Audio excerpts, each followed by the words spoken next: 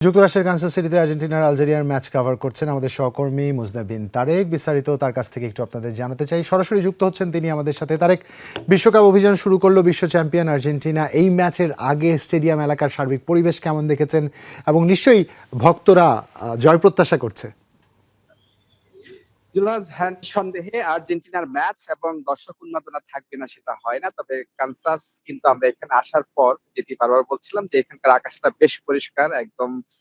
আর্জেন্টিনার সমর্থক তাদের যে জার্সি, তাদের যে পতাকা, সেই পতাকার রঙের সঙ্গে আকাশের রঙের কিন্তু বেশ মিল। এবং বিশ্বকাপের আজকের এই ভেন্যু কানসাস সিটি স্টেডিয়াম, আবার ঠিক পেছনে এটি কিন্তু কানসাস সিটি স্টেডিয়াম। এর ভেতরেই এরই মধ্যে ম্যাচে নেমে গেছেন লিওনেল মেসি এবং তার দল। তারা বিশ্বকাপ মিশন শুরু করেছেন। তারা চতুর্থ বিশ্বকাপ মিশনে তারা মাঠে নেমেছেন। এবং এরই মধ্যে কিন্তু সমর্থকরা তারা কিন্তু এর মধ্যে যারা বিশ্বকাপ এই ম্যাচটা দেখবেন তারা কিন্তু মাঠে প্রবেশ করেছেন। এর বাইরেও মাঠের বাইরে বেশ কিছু সমর্থক যারা টিকিট পাননি, দুর্ভাগ্য বলা যায়, তারা কিন্তু দুর্ভাগা বলা যায়, তারা কিন্তু এখন আমরা দেখতে পাচ্ছি যে মাঠের বাইরে কিছুটা ঘোরাঘুরি করছেন। এবং দর্শকদের একটু জানাতে চাই, মেসি কিন্তু দারুণ দুটি মাইল ফলক তিনি নাম লিখিয়েছেন এই ম্যাচে মাঠে নামার সাথে সাথে।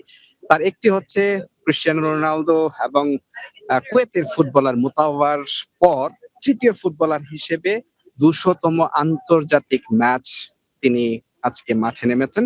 এটি কিন্তু তার একটা দারুণ মাইল ফলক। এবং এর পাশাপাশি যদি বলি যে লিওনেল মেসি তিনি কিন্তু বিশ্বকাপ মিশনে আর্জেন্টিনা নিঃসন্দেহে সবচেয়ে বড় ভরসার নাম। এবং একাদশ আপনি বলছিলেন, সেই একাদশ নিয়ে কিছুটা একটা জটিলতা বা ধোঁয়াশা তৈরি হয়েছিল আর্জেন্টাইন ফুটবল ফেডারেশনের পেইজে। তারা কিন্তু একটা ডিফারেন্ট একাদশ দিয়েছিল, সেখানে তাগলিয়াফিকোর নাম জুড়ে দিয়েছিল। শেষ পর্যন্ত সেটি হচ্ছে না এবং আর্জেন্টিনা কিন্তু 4-3-3 ফরমেশনে খেলছে, যেটি একেবারে এই কানসাস সিটিতে প্রথম দিনের অনুশীলন থেকেই শুরু করেছিলেন। এবং শুরুর দিকের অনুশীলনে তিনি কিন্তু কোচ লিওনেল স্কালোনি তিনি দলকে 4-3-3 ফরমেশনেই খেলিয়েছিলেন এবং যেটি ধারণা করা হচ্ছিল যে আলজেরিয়ার বিপক্ষে তিনি 4-3-3 ফরমেশনটাই খেলাবেন, সেটি কিন্তু শেষ পর্যন্ত হচ্ছে। এবং ডিফেন্সে যে চারজন নাম, রোমেরো, লিসান্দ্রো মার্টিনেজ, মেদিনা এবং মন্তিয়াল, তারা কিন্তু পরীক্ষিত সৈনিক। এবং মিডফিল্ড সবচেয়ে শক্তিশালী, সেখানে তিনজন ফুটবলার, রদ্রিগো ডি পল, ম্যাকালিস্টার এবং হ্যানজো ফার্নান্দেস। উইং এ আলমাদা কিছুটা চমক, যেটি হয়তো আমরা বলছিলাম এর আগে থেকে যে 3-5-2 ফরমেশনটা যদি হতো সেক্ষেত্রে হয়তো নিকো গঞ্জালেস এবং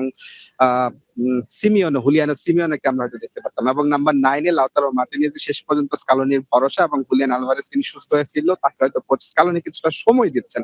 এবং এই ম্যাচ দিয়ে আরেকটি রেকর্ডের কথা যেটি বলছিলাম যে দুটি মাইল ফলকে মেসি নাম লিখেছেন, তার একটি তো বললাম, তিনি 200তম আন্তর্জাতিক ম্যাচ খেলছেন তৃতীয় ফুটবলার ক্রিস্টিয়ানো রোনালদো এবং মোতাওয়ার পর। এবং আরেকটি মাইল ফলক হচ্ছে ষষ্ঠ বিশ্বকাপ খেলছেন সেখানেও তৃতীয় ফুটবলার হিসেবে। সেখানেও আরেকটি নাম ক্রিস্টিয়ানো রোনালদো, তার সবচেয়ে বড় প্রতিদ্বন্দ্বী। এবং আরেকজন কিন্তু মেক্সিকোর গোলরক্ষক ওচোয়া, যার নামটা এরই মধ্যে হয়তো সমর্থকরা সবাই জানেন। বিশেষ করে 2014 বিশ্বকাপে তিনি কিন্তু ব্যাপক চমক দেখিয়েছিলেন। যেটি বলছিলাম যে এখানে পুরো স্টেডিয়ামের ধারণ ক্ষমতা হচ্ছে 76,000 দর্শক ধারণ ক্ষমতা।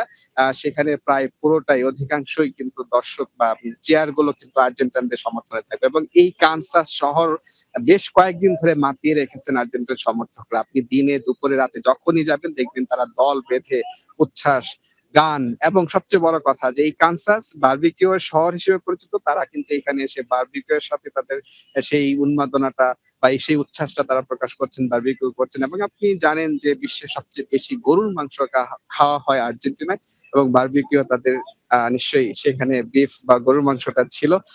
এখন অপেক্ষা আলজেরিয়ার আমার আছে বিপক্ষে তার একটা মেসি ছোট্ট এবং প্রশ্ন তার আমার দল আপনার কাছে কেমন আছে। আমরা না হয় পেশাগত কারণে এই মুহূর্তে আমাদের নিয়মিত গতিধারায় আছি, আপনি স্টেডিয়ামের এত কাছে দাঁড়িয়ে স্টেডিয়ামের ঠিক ভিতরে আপনার সবচেয়ে প্রিয় তারকারা এই মুহূর্তে খেলছেন, আপনার অনুভূতিটা একটু শুনবো এবং সেই সাথে সরাসরি দেখতে না পাওয়ার কোনো ক্ষোভ আক্ষেপ আছে কিনা?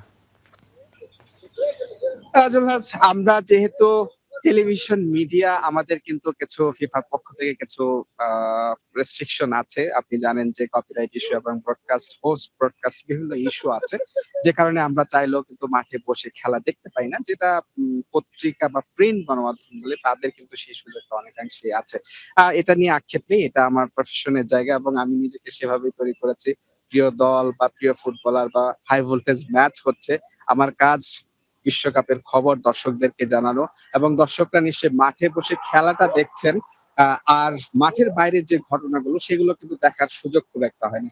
সেই উন্মাদনা, সেই খবর সেটিই কিন্তু আমরা জানাচ্ছি এবং যেটা দর্শকরা দেখতে চান এবং জানতে চান। আমি স্টেডিয়াম থেকে বেশ আওয়াজ শুনতে পাচ্ছি। খুব মনে হচ্ছে যে আর্জেন্টিনা হয়তো কোনো একটা ভালো অ্যাটাক করেছে অথবা গোল হতে পারে। তবে গোলের আওয়াজটা হয়তো আরেকটু লম্বা হতো। মনে হচ্ছে যে ভালো অ্যাটাকই ছিল।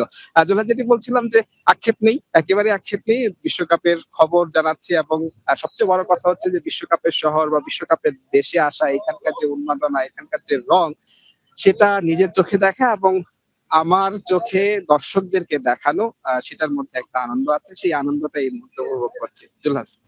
তারেক, অসংখ্য ধন্যবাদ। পেশাগত সীমাবদ্ধতার মধ্যে দিয়ে আমাদের জীবন যাপন করতে হয়। আপনার সাথে যখন কথা বলছিলাম একটি গোলের সম্ভাবনা তৈরি হয়েছিল, গোল হয়েওছিল কিন্তু অফসাইডের ফাঁদে। সেই গোলটি আসলে শেষ পর্যন্ত হয়তো কাউন্টে থাকবে না।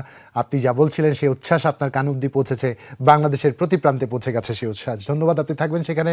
নিশ্চয়ই আপনাকে সাথে নিয়ে আমরা দর্শকদের সর্বশেষ ফলাফল এবং বিজয়ের হাসিটি দেখাতে পারবো।